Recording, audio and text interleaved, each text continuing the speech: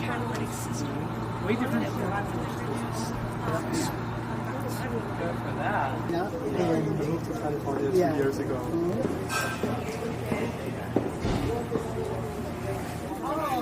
Thank you. Mika. Actually, what is it, by the way? It's shrimp. Shrimp? Yeah, it's kind of spicy. That's fine. Exactly. Exactly. It has nothing to do with your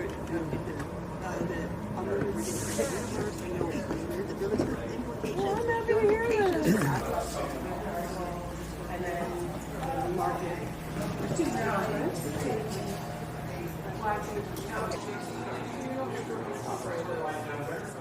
So she does know. Get away with it, but yeah,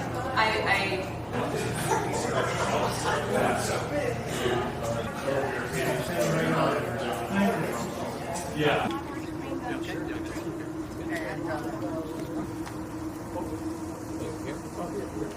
Do they do ever hybrid? Initially, but I can Come or anything? I've been doing my own.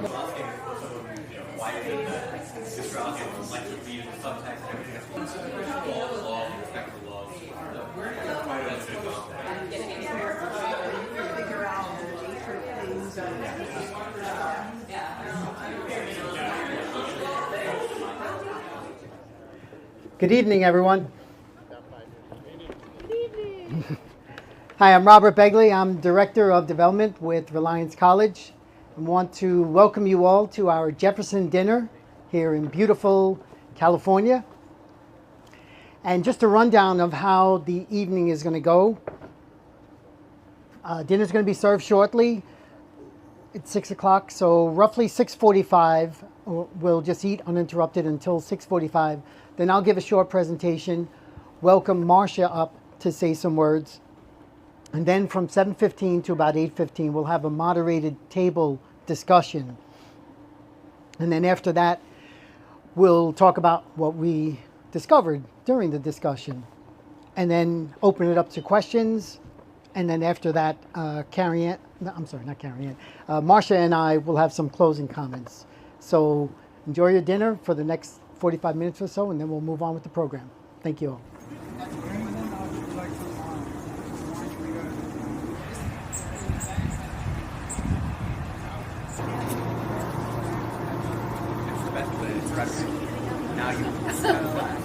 yeah. So I'm like, no, it's fine.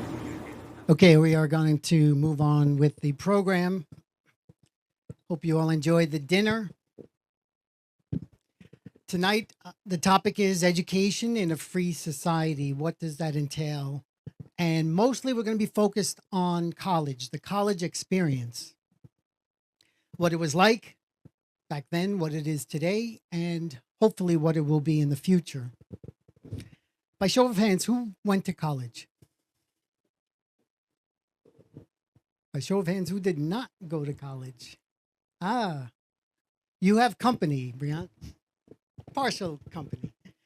So when I graduated high school, I had zero interest in going to college because there was a verse from a Pink Floyd song when he says, "We don't need no education. We don't need no thought control."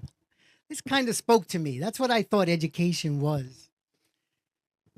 And I had one goal in life when I was 17, and that was to become a billionaire rock star. Yeah, this is me looking like Robert Plant and Led Zeppelin. This is me, yes, 1980. Oof. And I was absolutely sure that was what I was going to do. Spoiler alert, I did not become a billionaire rock star. But why did I want to make money? Because I grew up in a poor family. Number 8 out of 9 kids. You can imagine 11 people in a New York City apartment. Big Catholic family. I think my father took that Catholic vow of poverty a little too seriously because we were on welfare. And I said, when I leave home, I'm never going to be poor again. At 12 years old, I had a job delivering newspapers, and my mother said 1/3 for house and room and board. And so self-reliance was something that I learned. And by the time I turned 18, even though I had no intention of going to college, I actually had to register for the military draft. And I was scared to death. I had heard stories about Vietnam, and I respect the military, but I did not want to go into the service. So I saw a TV commercial for Technical Career Institutes. Get your career here, right across the street from Madison Square Garden. And I went up to them and I said, if I come to this school, can I get drafted? And they said, no, not only will you not get drafted, but when you get out, you'll have a skill. So you don't need to be shooting people in jungles around the world. And I said, I'm in. So I told my parents I'm moving out and going to college, I'll say it like that. And they said, okay, you're paying for it. And I was like, yeah, okay. 5 nights a week, I ate no frills, macaroni and cheese, 20 cents a box. Now, weekends, I would splurge for Kraft macaroni and cheese. It's not as good as the food we're having tonight. In trigonometry in high school, I failed trigonometry, but now that I was paying for my education, I was one of the top students. And my favorite subject was technical writing because I always liked to write. 2 years later, I earned an associate degree in electronics technology and even considered moving here because in 1980, Silicon Valley was really promising for the future. But I didn't do that. So that's my associate degree technical college experience. But I want to hear from some of you. Who had a good experience in college that they want to share? Yes. What did you like about it? It allowed me to make a bunch of money when I got out of school. Thank you. Okay. That was good. You made money after, yep. That's what most colleges are for, right? And some of the professors were very passionate about their teaching. Passionate professors. Mm-hmm. What, if you could have changed something to become better, what would you say? What was missing? My college, Yes, from your college experience. in retrospect, nothing. Wow. Good for you. Okay. Thank you. Sorry. Anyone else want to? I'd like to get one more. Yeah. Yeah, go ahead. David. College really changed my life because high school sucked so bad. High school sucks so bad. You know, I would read science fiction novels, you know, during chemistry class or whatever, because it just wasn't challenging. But when I got to college, that changed. Great. And that was the best time. Best time of your life. Anything that could have improved it? I mean, that's a high bar right now, so. It could have lasted longer. That's good. Okay, anyone else? Glowing reviews. Yes, Frank. So, I have a favorite story. I was very much a programmer as a kid. Programmer as a kid, yep. A little bit of a prodigy. When I was applying to college, Brown University was trying to build up their program. And so they very heavily recruited me. And so I was accepted to Brown. Okay. And I was accepted to MIT. Brown or MIT? And I was, this heavy recruiting. Yes. Very flattering, right? As an 18-year-old, I'm like, I want to go there because Yeah. I like me. My mom said to me, do you want to be a big fish in a small pond? Yeah. A little fish in a big pond. And when she put it that way, Yeah. I was like, I'm going in. MIT. Great. And I was, the little fish in a big pond. Where there were so many people, so much smarter. Yeah. It just was incredible. Wow. But they were smarter in some subjects, not in all subjects. No, so on the humanities side, basically, I'll be honest, like Leonard Peacock was my educator. Okay. As much as I think Me too. many of us have Yeah, me not too. the best experiences with him personally. As an educator, he's awesome. And he is. Philosophy of all the courses, the tape The courses. history of philosophy Yeah. in particular, that course was just incredible. But all of his courses. Yeah, And so Great. I had to self-educate myself yeah, in humanity. yeah. That's I call myself an autodidact because I never really went to even college, even in high school.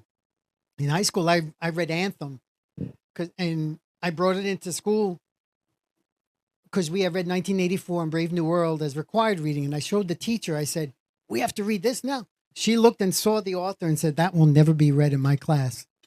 And I was like, "Wow, somebody doesn't like this." I thought it was a guy too. I'm Anne. Who's this? My mother's like, "Oh, that's Anne Rand.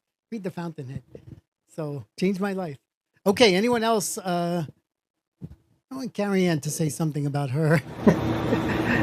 About my undergrad. College, just talk about college. She taught philosophy for 25 years in New York City and Bowling Green State University. So she knows academia on both sides. And she's one of the Reliance College board advisors. So help us out. Well, like some of the people who spoke before me, I have more memories of my undergraduate program because it was far more challenging than high school. I felt, wow, at least some people take ideas seriously, but in retrospect, they didn't really challenge me to think for myself. I was very good at doing all the readings and doing the writing assignments in all my courses and doing what they considered A work. But when I look back on it, they never really asked me what I thought about the material. I could just explain other people's ideas really well. But that doesn't mean I was going to kind of think about where I stood in life. So when I got to graduate school, it was like hitting a brick wall. People were like, where do you stand on this? And I went,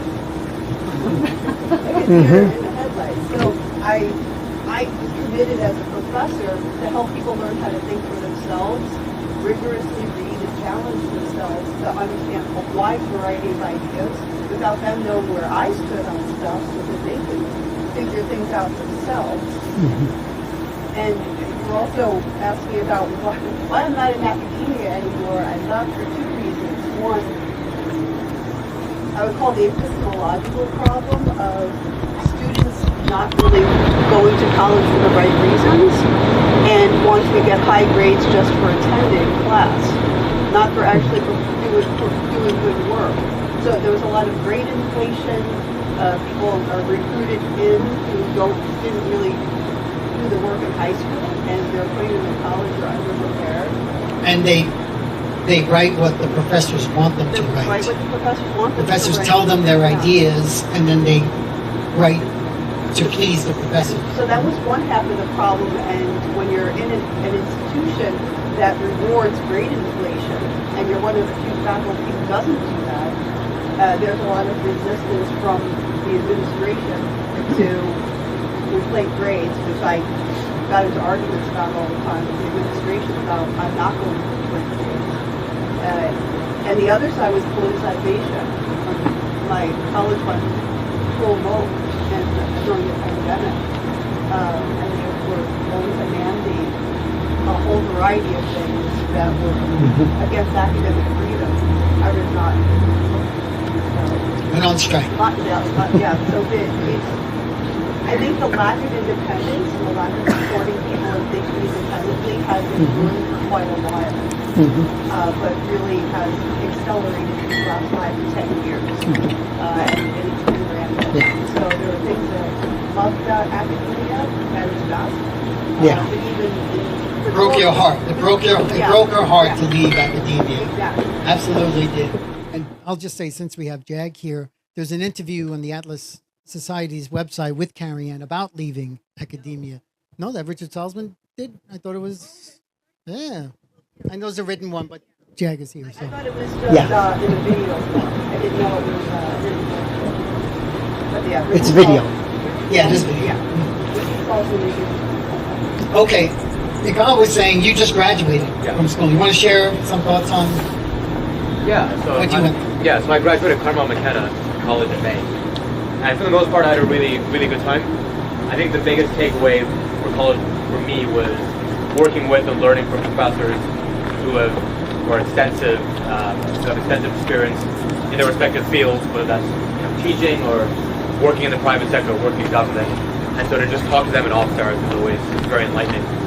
However, I think the biggest problem that I found was that, and I mentioned this at our table earlier, that I felt as though a lot of my peers didn't have the foundational knowledge of basic facts of, let's say in a government class, of American politics, what are institutions, how are they designed, what were they intended to do. And when you lack that basic knowledge, then when you go to give your opinion, your views will be, I think, slightly muddled, or in my opinion, not worth being taken as seriously.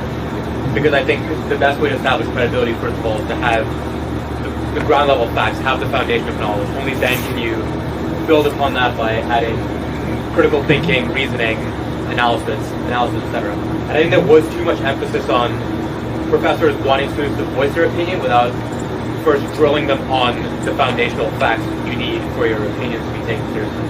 So I think, again, we mentioned at our table, there's that emphasis on how do you feel about this? What do you think about this? What's your opinion? Versus, okay, here's what you objectively need to know as a matter of fact. And once we have that, once we have that common base, then we can start to think about higher level ideas. Great.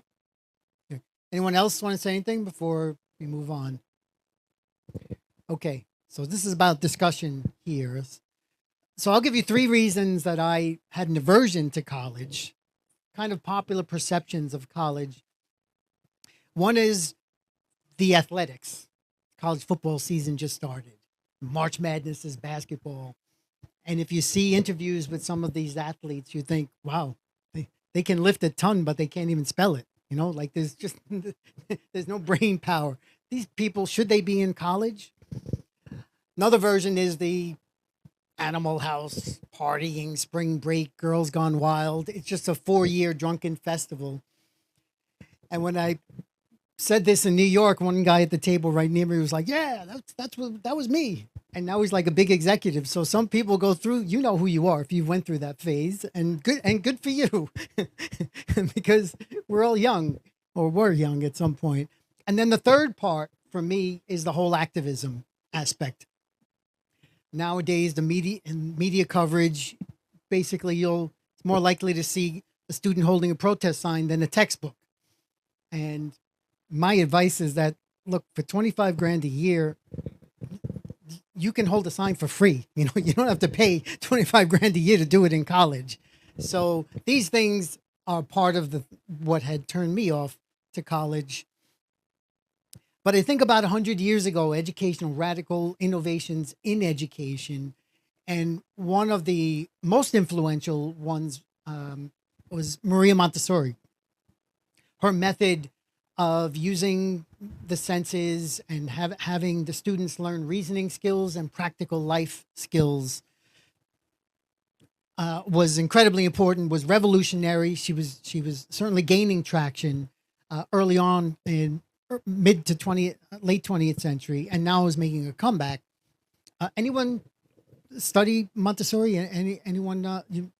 What was it like? Do you want to share what was it like growing up in Montessori? You taught?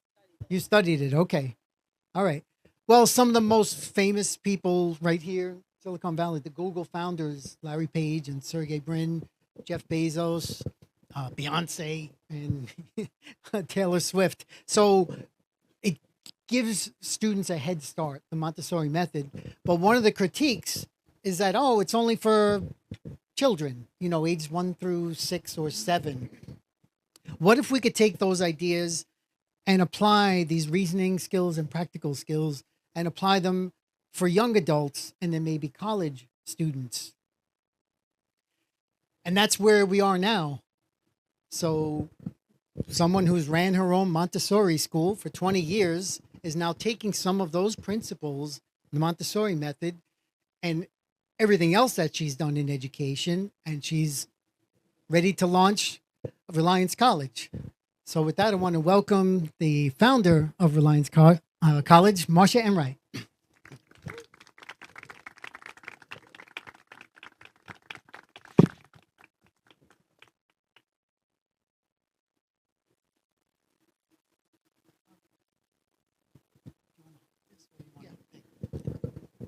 Hi, everybody.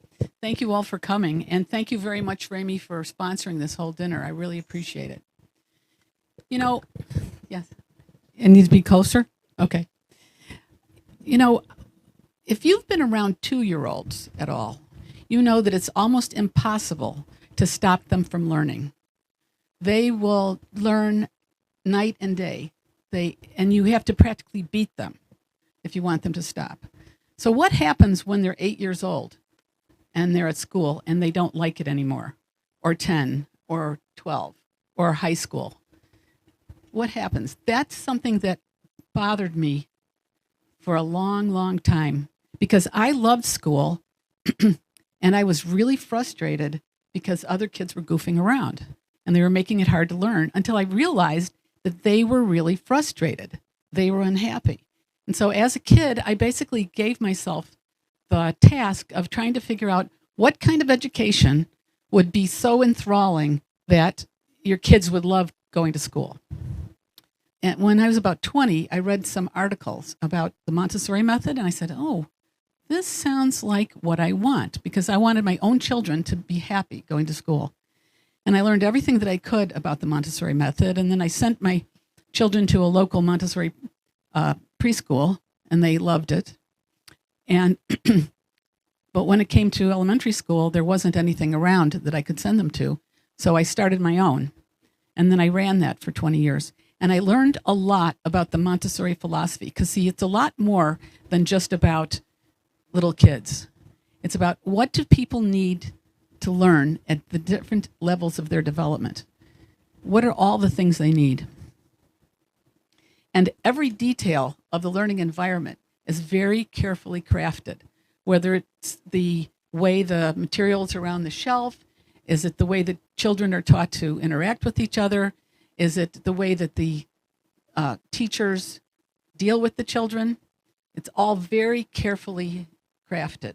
My own personal interest was always in young adults. So about 15 years ago, I started a summer program for young adults, and I put everything I knew in it about what would make for an optimal educational experience. Kind of a combination of very rigorous intellectual work, learning about the environment around them, the world around them, the going out into the city, learning how to interact well when you're having a discussion, having fun in improv comedy, all these things together. And I could tell you more about that later if you want to know more in detail about how it works. But I was very concerned about developing young people into autonomous and self-reliant individuals. I wanted to help them learn how to think for themselves and how to be able to judge anything for themselves, no matter whether it's something from physics or whether it's something from poetry or philosophy, history. And so we always covered readings from all the subjects in our summer program.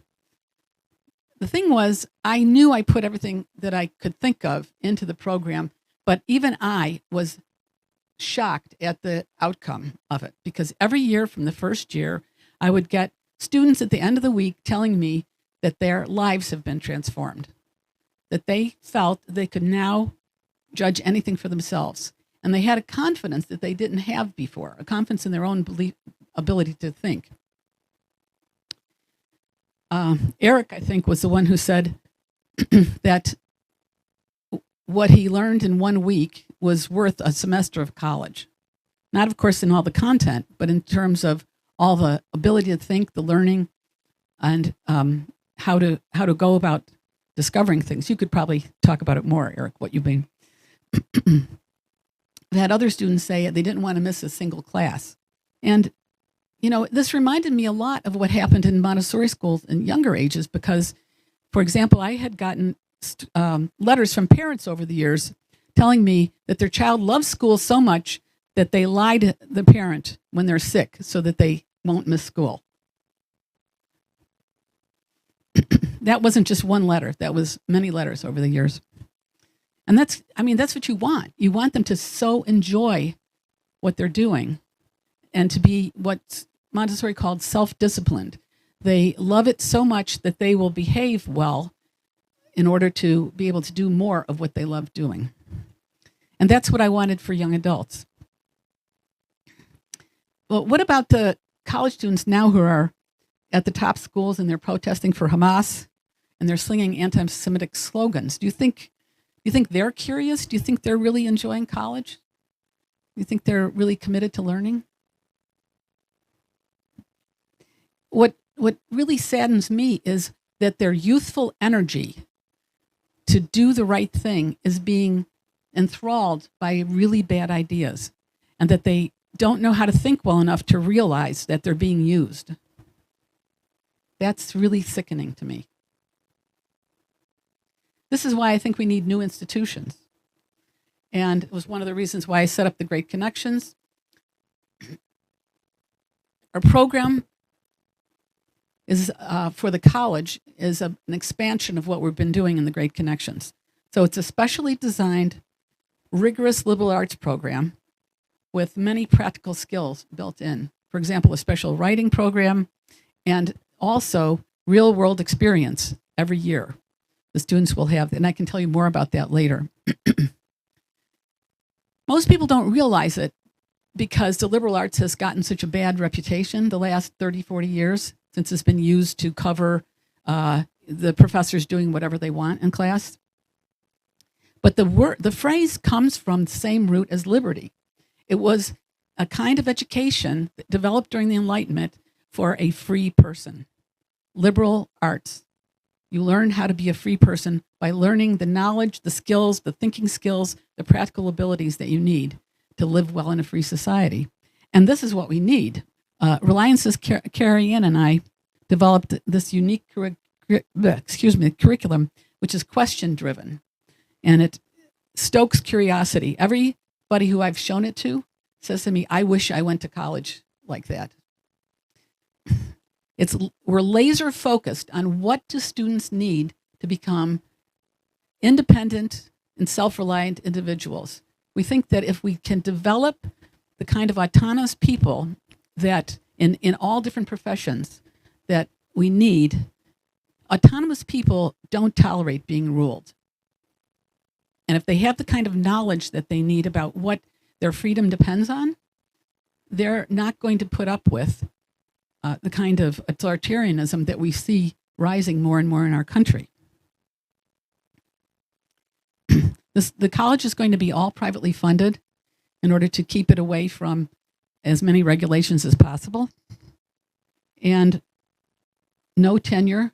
The professors are going to have to be dedicated to the kind of teaching that we do in the program. It's a very specialized form of discussion that we use for the humanities and also for the tutorials in science and math.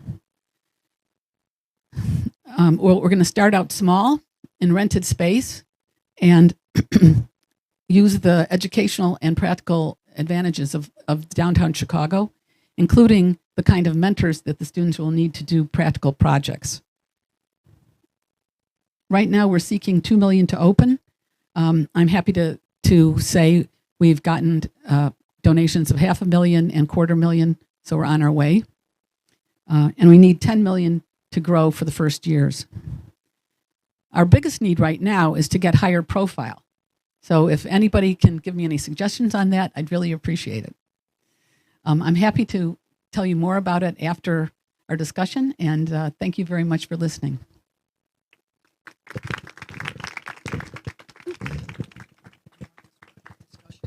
Oh yeah.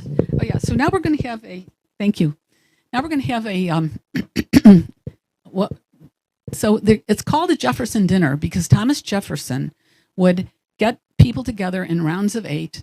He would give them a great gourmet dinner, and then he would pose questions for them to discuss. And we'll follow that format. So we have a very short reading from Montessori about education that we're going to give everybody. We're going to take a couple of minutes to read it. And then the moderators at your table have a number of questions that we'll pose, and we'll see what you have to say about it. Okay?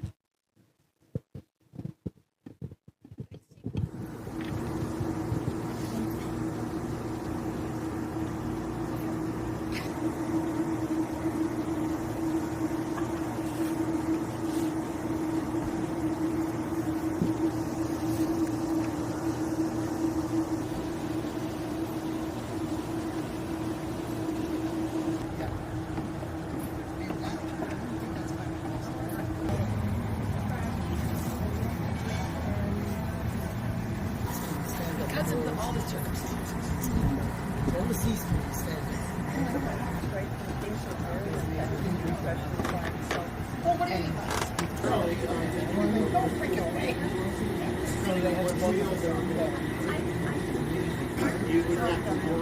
No, that was short. We're both talking about it.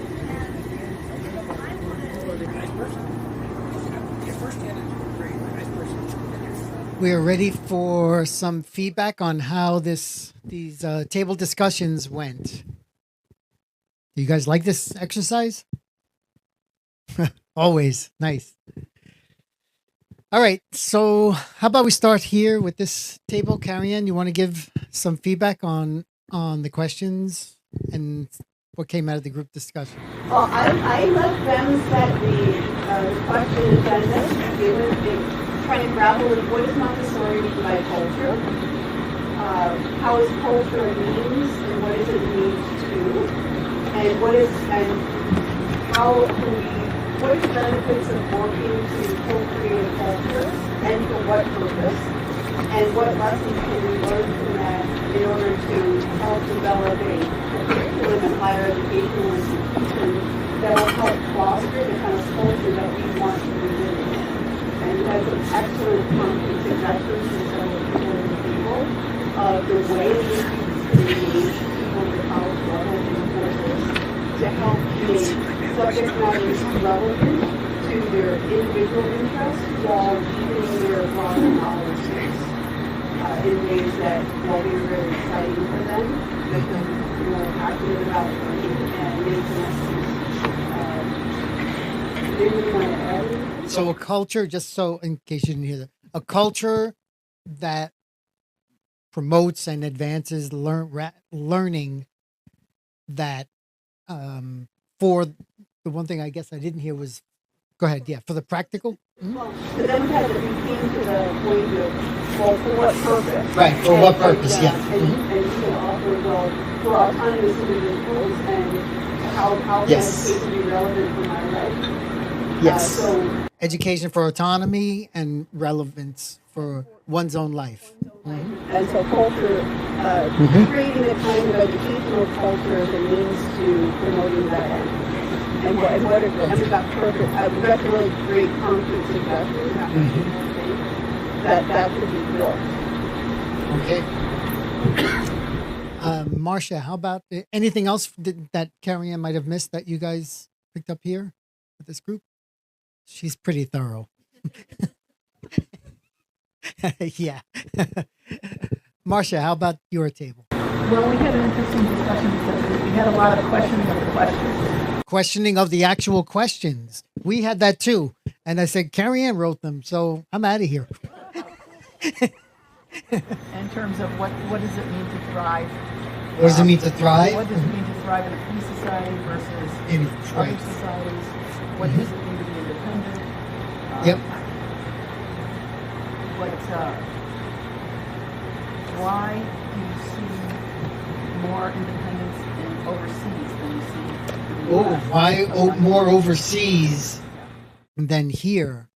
That's interesting. We experienced that at our table, but we didn't bring it up. I think the sampling is true because the immigrants here are maybe more independent. Yeah, the immigrants who come here. Yeah, I couldn't hear you. He said it's a sample because the immigrants who come here tend to be more independent, But not necessarily in other countries. but not in their own countries necessarily. They stay there and die off. Sadly. Well, we were talking more about the people overseas who are protesting authoritarianism and risking their lives for it, and Right, overseas showing people who more want concern about overturn. being independent than the kids here who don't want to learn how to drive. Yes, there is a spoiled brat element that Americans have. Our government is actually still better than the other countries, so that's the issue. Could you repeat what you said? Okay, you said. Yeah. I don't know if our government is still better than the many overseas countries, so there's maybe fewer issues to protest against. Our government in the United States. then though we had the paradox that instead of what they're protesting here is, you know, there were things like Black Lives Matter and pro-Hamas and these other things that seem in some respects to be kind of authoritarian in themselves. Right. Yeah, we talked about that here, about having young people specifically speaking out, giving them a platform to speak out when they're young and not punishing them for that. And we actually had feedback on using your hands more. That's one thing that Montessori encouraged. And even as young adults and then adults, how you could use your hands more in life. And what else do we have at our table? Yes, self-sufficiency. A lot of things that we've had. Yes, self-sufficiency and hang on. One other theme that came up here, Jack put on the table, was how Montessori emphasizes sources of self-esteem and how achievement and how that's how you have something to bring to the people to cooperate with others. Yeah. So that was very striking too. We talked about how to foster that. I couldn't hear what you said. Maybe Robert could. The sources of self-esteem. Sources of self-esteem. In actually achieving things through your own efforts. And for being able to bring that to cooperating with other people to then build a larger culture that comes from that's something that is empowers missing. them. A community of achievers. And that's one of the things we're looking for with Reliance College. Yeah, we also talked about the unfortunateness of the fact that youthful energy, instead of going into too much youthful energy, instead of going into doing inspiring things to elevate civilization. Destruction instead of production and creation. Yeah. Yeah, we had one, I think it was question 2, and Nicole had a good point about like thought experiments. And he gave an example, you know, about how to encourage young people to navigate. And he said when he was in school, they read Lord of the Flies, and the teacher walked out for like the whole class. The teacher at the beginning of the class stormed out. And so for 80 minutes it was just the students. And so in the same way Lord of the Flies, certain kids take charge, certain kids are more docile. In our class of 22 people, certain kids kind of took the reins and kind of convinced us to not do the work we were assigned.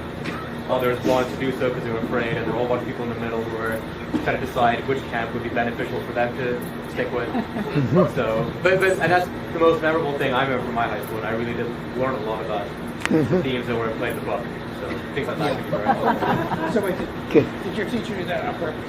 Yes, the way he did it, and so the way he did it, he did it on purpose, He did it on purpose, and before he did it, he had assigned a couple of students to play certain roles.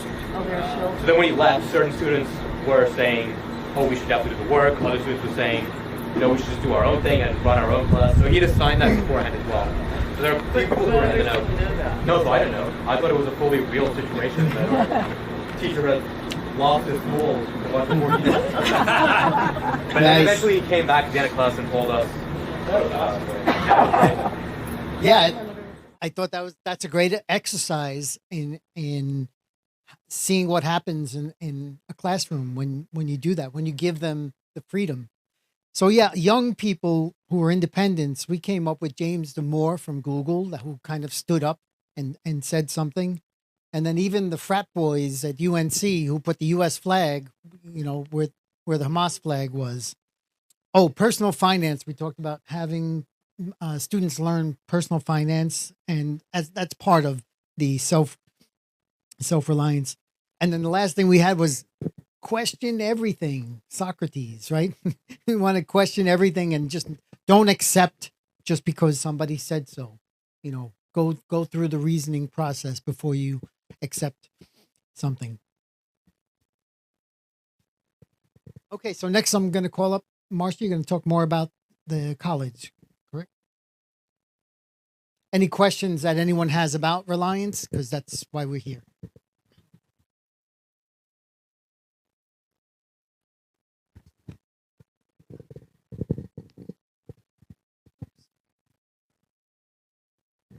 First, I wondered if Eric would want to say anything about his experience at the Great Connections. Maybe you could give them a little idea of what it was like. Hi, everyone. I'm Eric.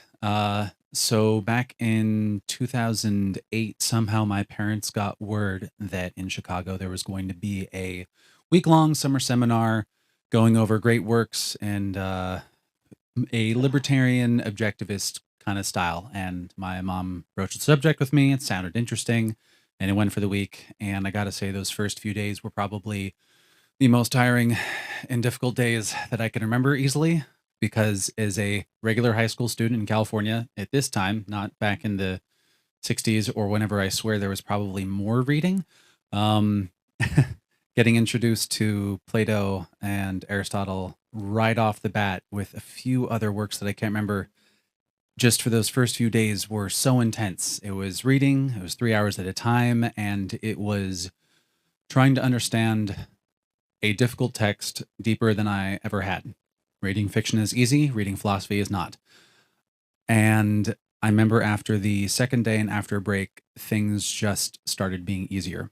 It was easier to keep track of my thoughts. It was easier to understand what the authors were saying. It was easier to play off of what the other 9 people in this seminar were saying. It was easier to take conclusions that we had made from a previous reading and draw them into a new one and start to see how everything we had done had built together. Not all towards one message, just that they all interplayed with each other in a way that anything in high school to that point had not. And it was good enough that I went again in 2013 and I went again in 2016. And every time was different. First time was a message of just reason, and the second was reason and psychology, and then reason and love.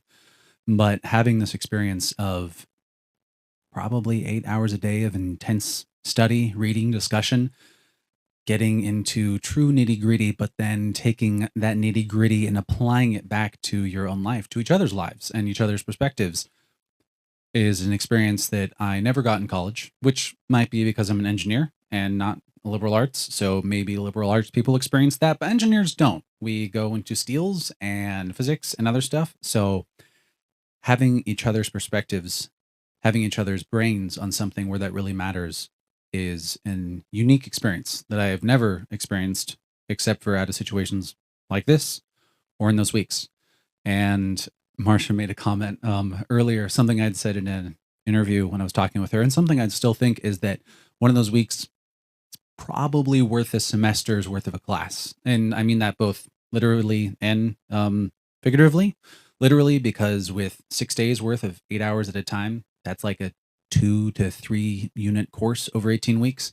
And then figuratively, because the level of depth you go into on just a few things, your ability to reason, understand, explain, and hold in new ideas and bring them in together is benefited, boosted, greater than any single semester of college, any year of college I've ever been in. So I can only say the most positive experiences on the pure learning aspect. And I think I said this before, being in Chicago does not hurt in the slightest. That is a very beautiful, if not a little humid and muggy city during the summer. Now, I very briefly talked to you about what we were going to do with the college. And there's a lot more material in your folders in case you were interested in knowing more detail. But I wondered if anybody had any questions about it. Or didn't I tell you enough? Have you have questions?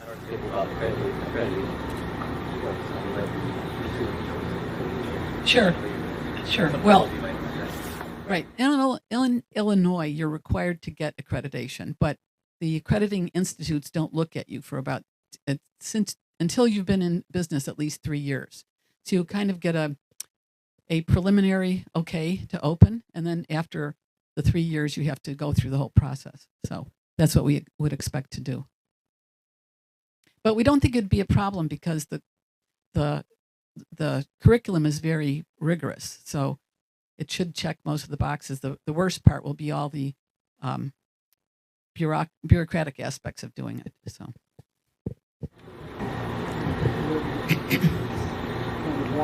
Actually, I can Oh, answer yeah, that. finding students who could apply.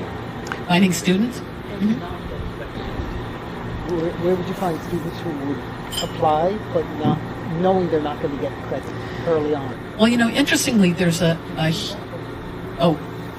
so his question was, where are we going to get students to apply, even though we're not accredited? Because most people think that being accredited is necessary in order to get your degree. What we're looking for, we know that there's a lot of turmoil in student minds and in parents' minds these days about higher education, because they see what's going.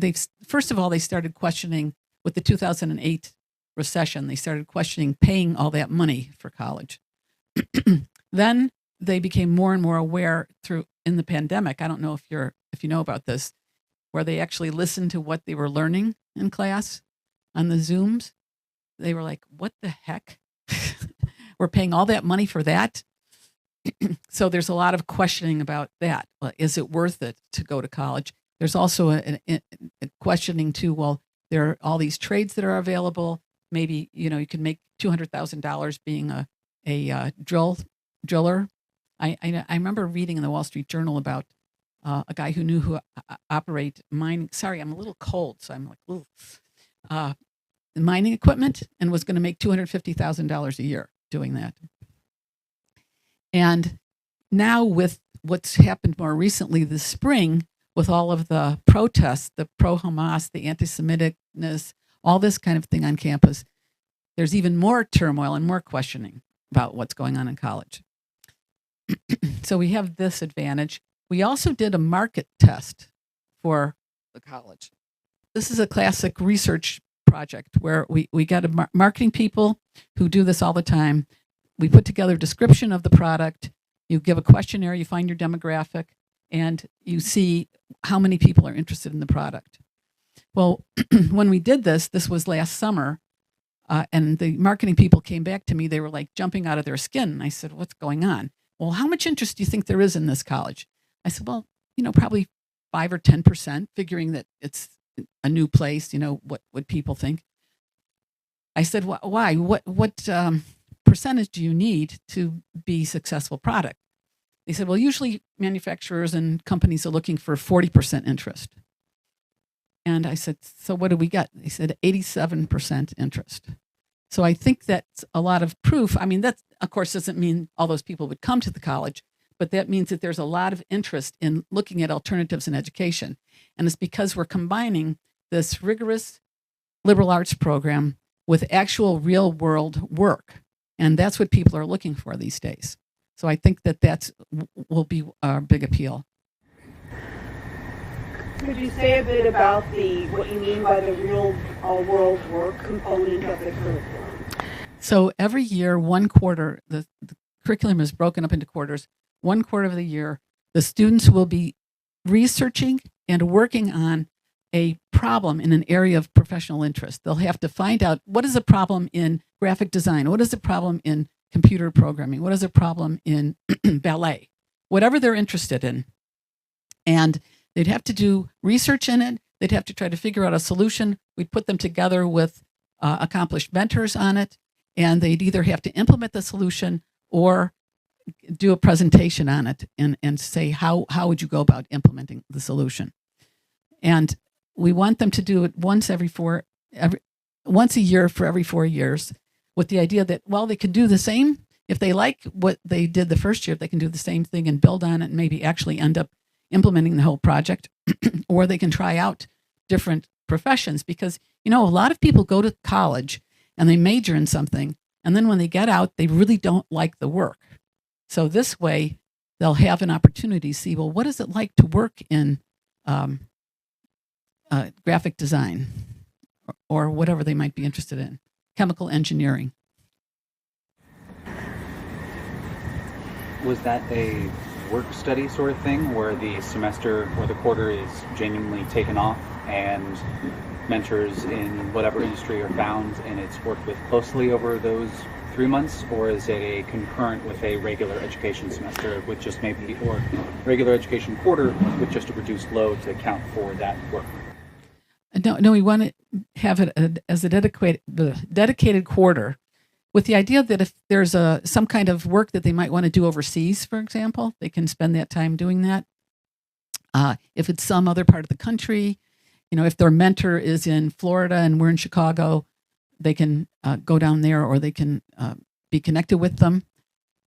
We also will have one of the things we want to do is have our own tutors, our own people who are working with the kids during the regular semesters, keep in touch with them once a week and help husband them along in how are they doing in their project, and what could they be doing better, how could they be doing it differently, so that they're not just completely on their own, they're getting guidance in what they're doing. And that'd be true even during the school year too. I mean, not the school year, the other parts of the school year. Does that answer what you want to know? Mm-hmm. I don't want to necessarily ask you a question on your behalf, but you gave a great suggestion about how to personalize a curriculum by students suggesting readings to augment a course. Could you say how that could be incorporated? Oh, Eric said that? Oh, yeah. That's a regular part of our curriculum. Sure. So we have an all-required part of the curriculum that is driven by questions, important questions about philosophy, about how did the world get started, how did civilization get started, what's the nature of freedom, these big questions. And then all the readings and the discussions would be around that. But each student would also have an opportunity to pick some kind of work or something they're interested in, a text or some kind of writer or thinker that they're interested in, and have an individual tutorial with their tutors in which they're talking about particular works that they're interested in. So that would be a part of the individualization of it. Do you have professors, teachers, whatever, lined up for the first year, or is that in process? No, I have some people lined up already. Mm-hmm. Yeah, there's actually a lot of faculty out there who are looking for a different kind of place to work, and I don't think the problem will be finding people who will be good at doing our kind of methodology, because it's not lecture, it's not your typical discussion, it's a faculty guided discussion, but it's puts the work on the students. Eric? In broad strokes, well, actually, one first question, the 4-year program? Yes. In broad strokes, from freshman first quarter to senior last quarter, what do you see is the arc of progress? I know how that looks in more traditional 4-year degrees, but I don't actually know how that looks for liberal arts degrees. So I just, what for a 4-year plan, what does it look like for, I guess, just what you expect them to start with versus what you want to end with? I know it's a really big question, but if you could somehow answer that. If you can't, that's okay. Well, I'm trying to understand exactly what you're asking. I know that for me, you start basic on the general principles of here's physics and math, and you get into the more nitty-gritty with here's steel, here's ceramics, here's other stuff, and you finish off and you kind of learn the last things you need to with job, your work. The same thing can go for biology and other sciences, and for psych degrees, often you have to then pursue a master's or whatnot, but for the liberal arts, what does that look like in their last year? What are they prepared to do after that? Is this a preparation for further education, or is this something you see as this is it? You could do more if you want, but this is it, and you are ready to do whatever. Well, we definitely want to prepare them so that they can go out into the world and pursue a profession and not necessarily go on to graduate school. It all depends on what they'd be interested in doing, right? But the first year is focused on things like, what is reality? How do I know it? How should I live? How should I live with other people? What's the nature of art? Why is that important in life? And all of the readings and the study will be around those questions, including learning in self-understanding in psychology, of how to introspect, how to understand motivation, and all the kinds of things that you need to be aware of yourself so that when you go on in life, you can reflect and understand what you're doing and why better. Then the second year is going to be an origins year. What did the universe come from? Where did the earth come from? How did life start? When did men start? And all the readings and the study of math and science will be integrated with that. The third year, we start asking questions about civilization. How did civilizations arise? How did they fall? Why? And what were their features? And then again, we're going to use history to make the study of math, science, literature, philosophy, all connected. Because one of the things that happens in school is that you are taught subjects, but they're taught in isolation, and they're not taught in a way that is motivating, that makes it, they're always talking about makes the learning relevant. But what makes it relevant is if you understand what it has to do with human life. Why did people come up with calculus? What problem were they trying to solve? What got them interested in that? The history of all these things is actually very important if you teach it the right way, and not in the kind of dry way that history is often taught, but in the way of, why are people doing these things and what made them the achievements possible. The fourth year, we're focusing a lot on things like what our different societies consist of, what makes freedom, what is free will, do human beings have free will? Do they have the ability to have freedom? What's required in freedom? Why did the U.S. develop the system that we have so that the students would end up knowing very well what our country is based on and why? And also, in all these things, we're going to be putting in readings across the ideological spectrum. So we're not just showing one side of things, but we want to be able to show, well, what did other people think, so that in the end, the students can make up their own minds about what they think. Ramy? So I'm trying to understand. One can get a generic BA. One can get a BA in computer science. You talked about people doing a work study, graphical design, and a work study, programming. But at the end of the day, for more specialized things like graphical design or computer science,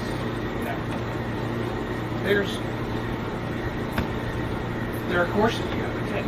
There's material you have to learn. Mm-hmm. So we're not understanding. And that's a lot of stuff, right? You can say, hey, I'm going to be a graphical design, or a BA in computer science, or a BA in chemistry, all of that I can definitely, right? It's not enough curriculum. So what's the scope? What is the scope in terms of degrees, if you will, that you plan to offer? Well, it won't be those specialized degrees. It'll be a BA in liberal arts. The specialization will come in what they do in the work quarter. And I'm not expecting that if somebody wants to go into graphic design, they're going to learn all the technical skills necessarily. It depends. I mean, it may be that they decide they do want to go into graphic design, and then we individualize what they're learning in certain parts of the curriculum so that they can get some of the more technical skills. But the benefit of it is that they won't come out with a technical degree, but they'll come out with a lot of experience in that area, and with a portfolio of work that they've done in the problem area that they choose. And in that respect, I think they'll make it, and they will have been working with people in the area, so they'll know that these students are capable of doing the kind of work that they want to do. So that's where the specialization would come in to play more. I have a follow-up question is, for the specialized knowledge, if the student wants to become a computer programmer, I wonder if these days there are online sources that students can take advantage, like Khan Academy or other sources that they can maybe you teach them to self-teaching, and if they can learn those necessary skills?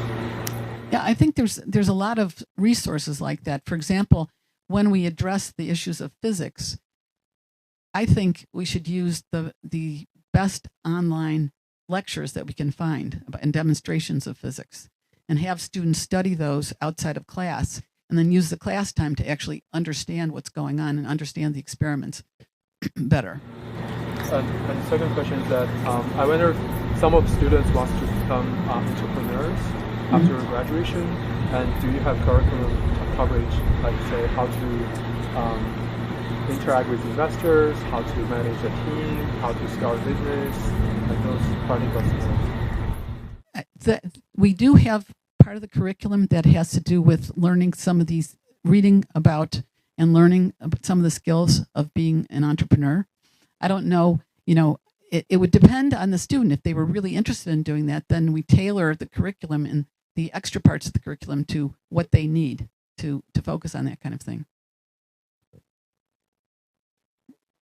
Yeah, I guess, I'm sorry, I have to stop now. Just might as well stay here. Real fast, everybody's getting cold, I understand. But I'm in fundraising. This is a fundraising event. You heard the numbers Marsha's looking for. This is where I say, I wish I was a billionaire rock star. I could just write a check, but not quite. So there are many ways to help out.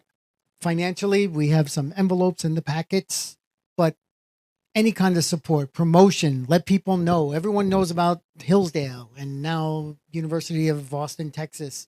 Reliance is something different. You've heard Marsha say the ways that it's different. Estate planning. Carrie Ann and I have a trust, and we have, as one of our beneficiaries is Reliance College. So we want something to outlast us, because these ideas are really, they're timeless, and they're perfectly timed, because this is something that we think the culture really needs. So any way you can help support, that's my ask for tonight. And I want to say thank you all for coming here, and I'm going to have Marsha close it out for you.